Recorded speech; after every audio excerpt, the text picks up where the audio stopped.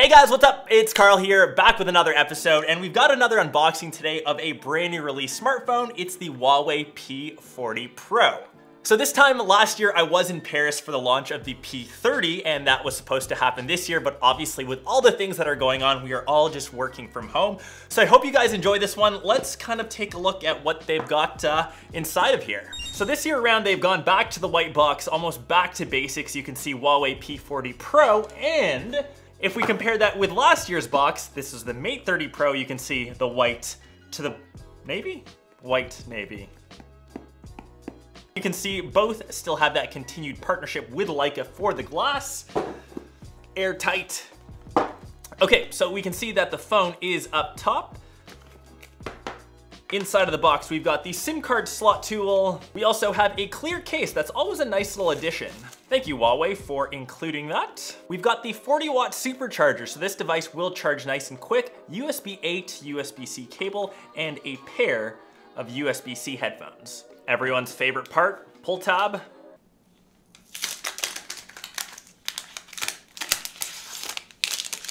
Back plastic off, and this colorway, oh my goodness, it is so gorgeous to look at. It's almost like a matte chrome effect. For any of you car fans, this reminds me of the frozen metallic on Mercedes for some reason. We've got the 4 different sensors, and this feels like a very premium device. I've always been a fan of how Huawei doesn't make their devices super thin. So powered by Android, the phone is still rocking Android software, but as you know, they have moved away from Google Play services or Google mobile services, and they are now paired with App Gallery. So that's the exclusive spot that you're going to be downloading all of your Huawei apps. As we set up the device, you'll notice that the fingerprint scanner is still present. The area has actually grown in size, so let's get that set up. Add fingerprints.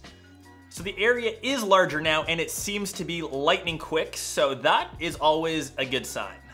I just cannot get over this colorway. It's one of the most unique that I've seen, and I'm surprised we haven't seen anything like it before. And if you can see that on video, it just looks drop dead gorgeous. You can also see on the back that quad camera system, which I know it's been kind of leaked, but now I guess it's fully official. And a lot of you are wondering, how does that stack up against the S20 Ultra? And I know that you guys probably want to see that. And if you look at it solely through specs, and keep in mind that doesn't tell the whole story. We've got the 108 megapixel and the 100 times space zoom on the S20 Ultra, but we also know how poor the performance is and how many times Samsung has had to fix this with software updates. The rear sensor is a 50 megapixel ultra vision camera. You've got the 40 megapixel ultra wide, a 12 megapixel super sensing telephoto, and their 3D depth sensing camera, which is their time of flight sensor.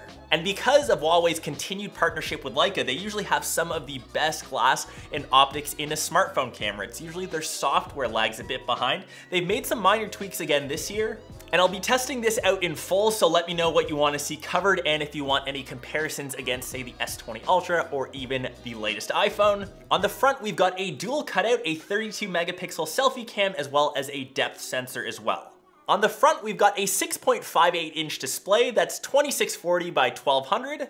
It's got slight curves to the edges, which I'm a fan of. It doesn't wrap all the way around. And something that I've kind of noticed just out of the box, the phone feels very premium, very hefty in your hand, very reminiscent of the P30 Pro with the metal banding around the outsides. The silicone inside, it's rocking the Kier 990, and it is a 5G enabled device, so if you're in one like we are here in Canada, Toronto just got it, you should be able to access 5G.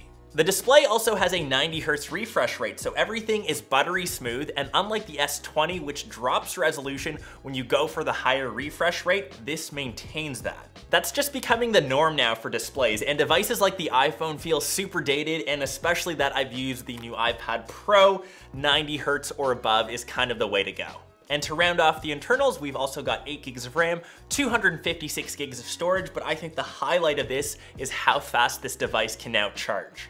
We've got 4,200 milliamps of juice inside, and I can already tell you that will easily last you the entire day, but take full advantage of this 40-watt supercharger. The device also can charge wirelessly up to 27 watts. So that's one of the fastest wirelessly charging devices, and you can still do things like reverse charge for devices that always seem to need extra juice.